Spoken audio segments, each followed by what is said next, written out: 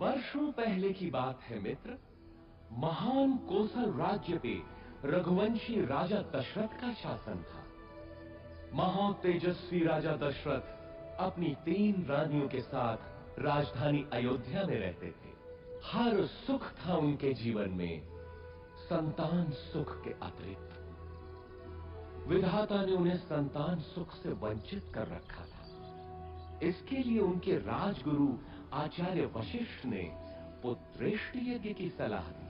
पुत्रेष्टि यज्ञ के बाद राजा दशरथ को 4 बेटों का सुख मिला। कौशल्या के राम, कैकेयी के भरत और सुमित्रा के लक्ष्मण तथा शत्रुघ्न हुए। समय बीतने के साथ श्री राम का शौर्य और वीरता चारों ओर प्रसिद्ध हो गई।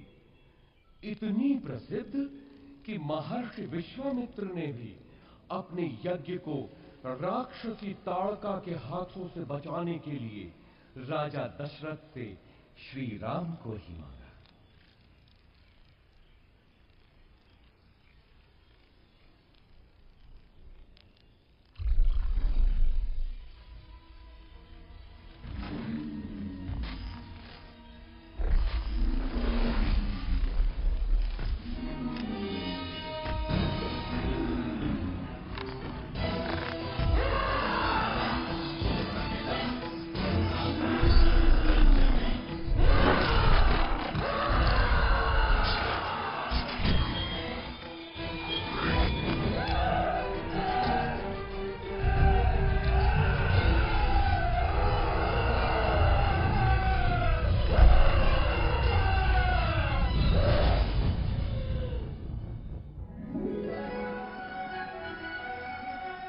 इसके बाद श्री राम और लक्ष्मण को महर्षि विश्वामित्र अपने साथ मिथिला ले गए,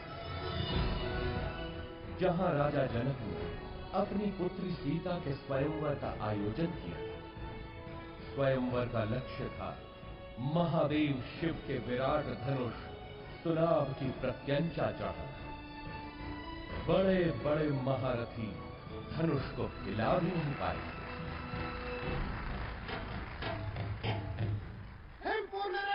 महाबली रोहित कुमार सुनाभ की प्रत्यंचा चढ़ाने के लिए उठे हैं।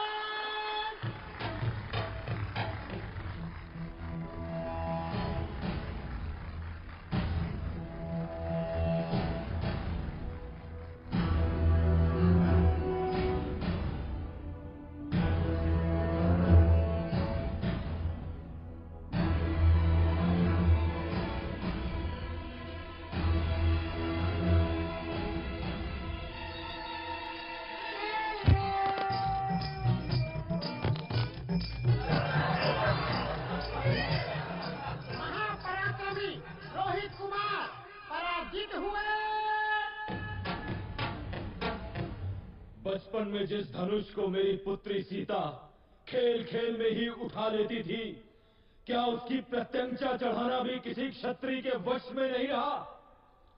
क्या संसार में कोई नहीं जो सुनाभ की प्रत्यंचा चढ़ा सके?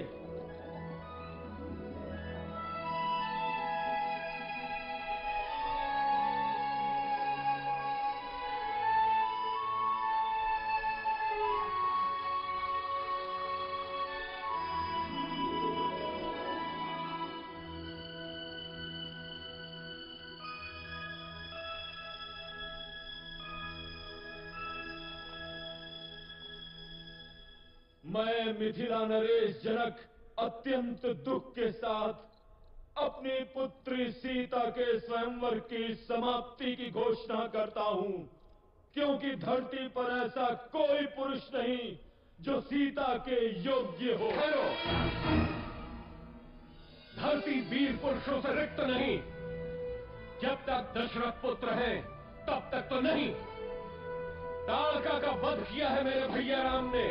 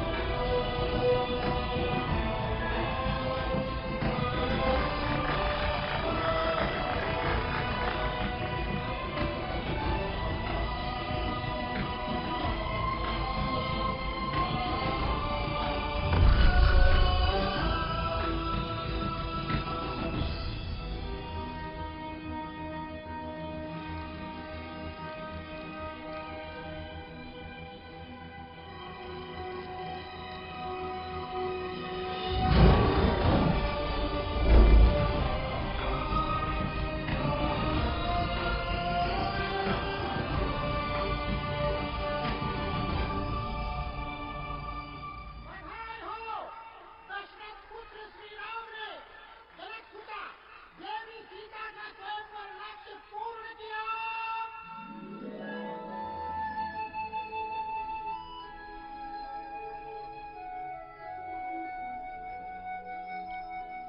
राम सीता विवाह के साथ तो जैसे अयोध्या में सौभाग्य की वर्षा ही हो गई। लक्ष्मण, भरत, शत्रुघ्न तीनों का विवाह सीता की बहनों क्रमशः उर्मिला, मांडवी और श्रुतकीर्ति से हुआ। अयोध्या में इतनी प्रसन्नता कभी भी नहीं थी। पूरे नगर में उत्सव था, सब कुछ व्यवस्थित था। प्रजा राम को अयोध्या के होने वाले राजा के रूप में देखने लगी। राजा दशरथ भी वृद्ध हो चले थे। कैकेयी, मैं सोचता हूँ राम को उत्तराधिकारी बनाकर राजकाज से मुक्ति पालूं। अति उत्तम विचार है महाराज। यही उपयुक्त समय भी है कि आप अपना उत्तराधिकारी घोषित करें और राम इसके लिए सबसे योग्य है। लेकिन भरत और शत्रुघ्न तो ननिहाल गए हैं। तो क्या हुआ? राम उनका बड़ा भाई है। फिर राम तो सर्वगुण संपन्न है। मैं आज ही घोषणा करता हूँ। समस्त अयोध्या वासियों को ये शुभ समाचार है कि महाराजा धीराज दशरथ ने युवराज राम के राज्याभिषेक का निर्णय लिया है।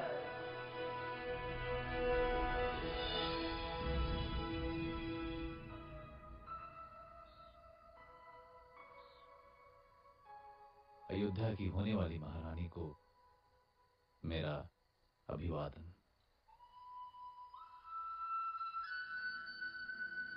क्या बात है महारानी, मुझसे कोई भूल हुई? राजपुरुषों का क्या भरोसा, कल कोई और मुझसे सुंदर मिल गई तो वो महारानी बन जाएगी। ऐसा विचार क्यों आया सीते? मैं स्त्रियों का ये दुख समझता हूं सीते। मैंने स्वयं अपनी मां को इस चक्र में फंसे हुए देखा है। सौत का डंक हर नारी के लिए विष ही होता है। तुम नहीं जानती सीता, मैंने बहुत पहले ही ये व्रत ले लिया था कि मेरी एक ही पत्नी होगी। संसार की कोई भी नारी मेरा ये व्रत भंग नहीं कर सकती। मेरे जीवन में एक ही स्त्री है और वो हो तुम। स्वामी, मैं भी प्रण करती हूँ कि सुख हो या दुख सदैव आपके साथ ही रहूंगी। अब तो अभिवादन स्वीकार करो महारानी। परंतु जीवन इतना ही सरल होता तो वो जीवन चक्र न कहलाता। सौभाग्य बीत चुका था और दुर्भाग्य ने अयोध्या के राजभवनों में करवट लेनी आरंभ कर दी। ये आया सप्तम और ये जीता मैंने लक्ष्य। तू पुनः हार गई। हंस लीजिए रानी, जी भर के हंस लीजिए। पता नहीं आगे भविष्य क्या हो। क्या बोली तू? प्राणों का अभय हो तो बोलो रानी। कल मेरे राम का राज्याभिषेक है। इस अवसर पे तो सबको अभय है। बोल, निर्भय होकर बोल। ये राज्याभिषेक ही तो आपका दुर्भाग्य लाएगा। क्या बकवास करती है?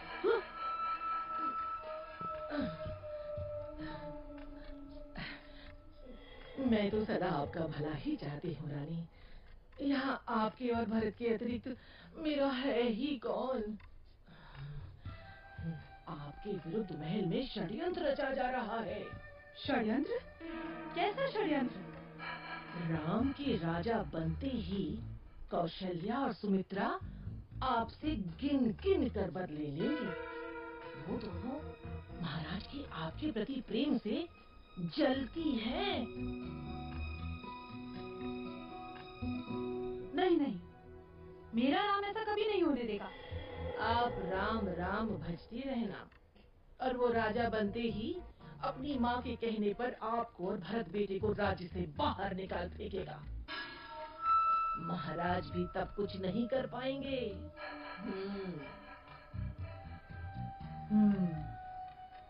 आपको शंबरासुर युद्ध का स्मरण है ना? महाराज का जीवन बचाया था आपने, और उन्होंने आपसे 2 वरदान मांगने के लिए कहा था। जो आपने उस समय नहीं मांगे, किंतु अब मांगने की घड़ी है। शीघ्र बोल, करना क्या है?